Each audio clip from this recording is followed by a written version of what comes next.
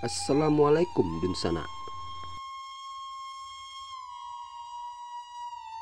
Apakah sebuah suku bangsa yang memiliki kebudayaan yang besar bisa hilang? Bukankah kebudayaan itu melekat dalam jiwa masyarakatnya sendiri? Jawabannya bisa saja. Allah ilang asak deknan pasa, jalan di asak urang paladang, kaji di asak pakih lalu. Artinya, sudah hilang asal yang karena biasa dilakukan banyak orang. Jalan dipindahkan orang ke ladang, ilmu ditukar orang lewat. Begitulah bunyi peribahasa Minangkabau yang mengisyaratkan tentang sebuah fenomena yang terjadi di masyarakat, di mana nilai-nilai adat, tradisi, dan budaya mulai hilang dan tergeser di tengah masyarakat.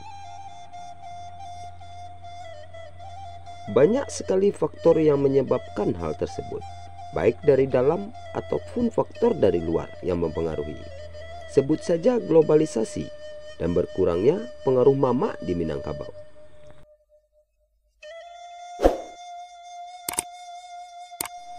Tidak dapat dipungkiri bahwa kemajuan ilmu pengetahuan dan teknologi tidak lagi dapat dipisahkan dari seluruh sendi kehidupan manusia.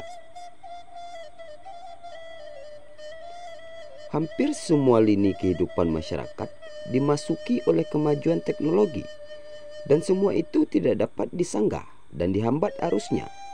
Kecepatan persebaran informasi seakan-akan dunia seperti dalam genggaman. Apapun dari belahan dunia bisa diakses oleh siapapun dalam waktu sekejap, hanya dengan bantuan sebuah alat yang kita sebut gadget dan internet. Kemajuan dicapai manusia dalam hal apapun.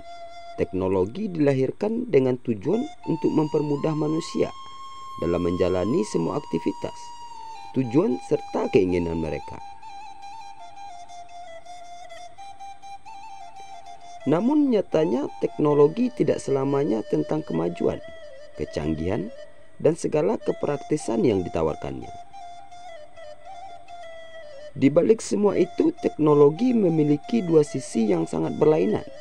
Di saat semua akses informasi bisa diraih siapapun dan dimanapun, nyatanya juga membawa hal-hal negatif bagi budaya setempat, khususnya pemuda. Pemuda sebagai generasi penerus atau disebut juga agent of change adalah agen perubahan. Mereka yang sangat haus informasi serta hal baru yang belum mereka ketahui. Sudah sifat generasi muda untuk mengikuti sesuatu yang sedang tren dan akan merasa ketinggalan jika tidak mengikutinya. Namun tidak jarang mereka terperosok dan melakukan hal yang bertentangan dengan norma serta budaya di mana mereka berada.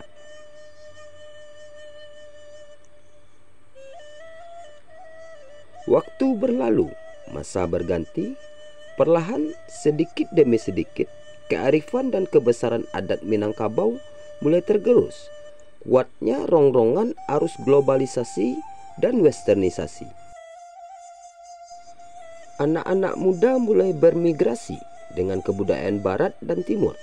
Satu dua aturan adat mulai tidak diindahkan lagi. Budaya dan tradisi mulai ditinggalkan.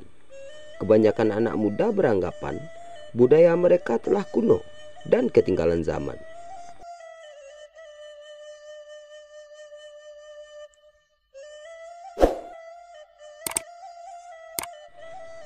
Begitu pula dengan eksistensi surau atau musala di tengah masyarakat.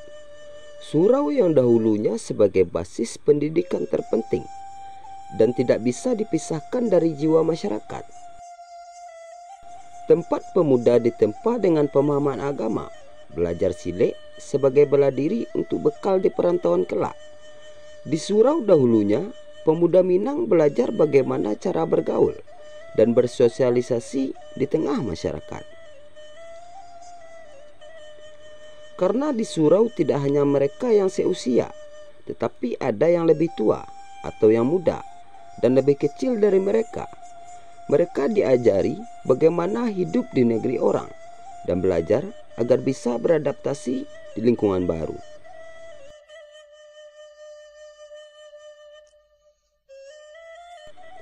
Eksistensi surau tidak terlepas dari peranan sentral mama.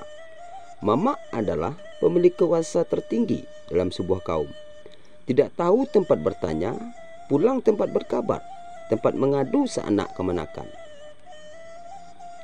Di surau kaum atau suku, mama berkewajiban mengajar dan memelihara kemenakan supaya selalu berada dalam alur adat dan agama. Mama adalah tempat hitam atau putihnya keputusan perkara, sehingga mamanya sangat dihormati dan disegani di zaman dahulu. Hari ini contohnya saja di Padang Pariaman, surau-surau kaum yang dimiliki oleh masing-masing suku di setiap nagari kini tak lagi berpenghuni. Bahkan sekedar azan solat 5 waktu saja sekarang sudah jarang terdengar.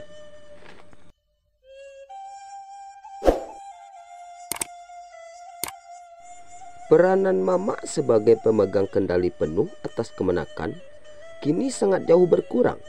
Kewibawaan mama mulai redup di mata kemenakan. Tidak lain tidak bukan karena banyak hal. Salah satunya karena kemenakan tidak lagi tinggal di surau, khususnya laki-laki. Mereka sekarang tinggal di rumah bersama orang tua, dibuatkan kamar sendiri. Mama tidak lagi punya banyak waktu untuk mengajari kemenakan. Faktor lain juga disebabkan karena orang tua tidak lagi menanamkan kepada anaknya tentang posisi mama dalam keluarga. Anak-anak tidak lagi diajarkan tentang sifat raso jo pareso. Sifat malu dan sopan santun telah jauh berkurang dari jiwa pemuda karena tidak ada lagi belajar tentang kato nan ampe.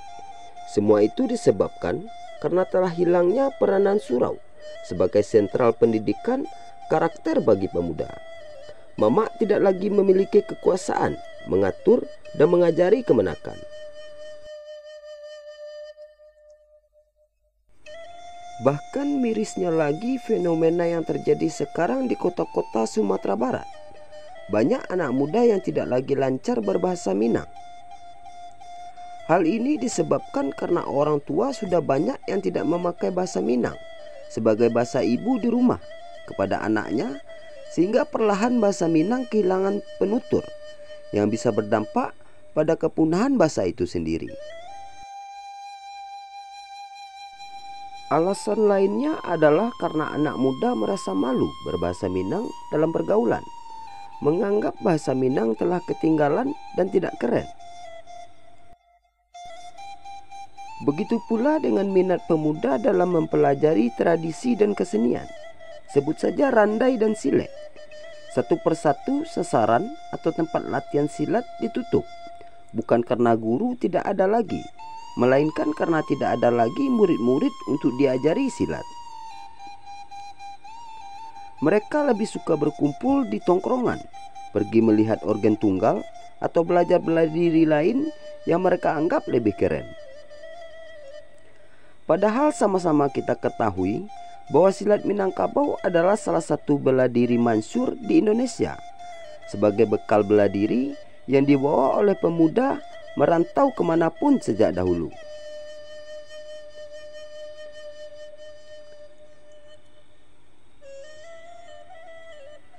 Tidak jauh berbeda dengan randai. Bahkan hari ini, jika randai ditampilkan dalam sebuah acara, apakah acara perhelatan atau sebagainya, seakan sebuah penampilan asing bagi pemuda, karena tidak ada lagi di daerah mereka tempat belajar kesenian ini. Fenomena ini harusnya kita sadari dari sekarang dan menjadi tugas dan kewajiban kita bersama. Begitupun kepada pemerintah dan instansi terkait agar bisa mencarikan solusi dan jalan keluar dari kasus ini. Sebab kemajuan zaman dengan segala perubahan yang dibawanya memang tidak bisa dipungkiri. Selalu ada dampak negatif dan positif yang ditimbulkan. Seperti halnya yang terjadi pada pemuda di Minangkabau dengan segala dampak negatif yang muncul. Kita tidak bisa menahan laju kemajuan zaman, tetapi kita bisa menanamkan nilai dan kearifan lokal kepada generasi muda agar tidak tergerus kemajuan dan budaya yang datang. Terapkan kembali nilai luhur, lestarikan budaya dengan mengajarkan kembali kepada pemuda dan berikan wadah kepada pemuda untuk berekspresi. Semoga dengan semua upaya itu, segala kekayaan budaya kita tetap lestari dan tidak tenggelam di telan zaman.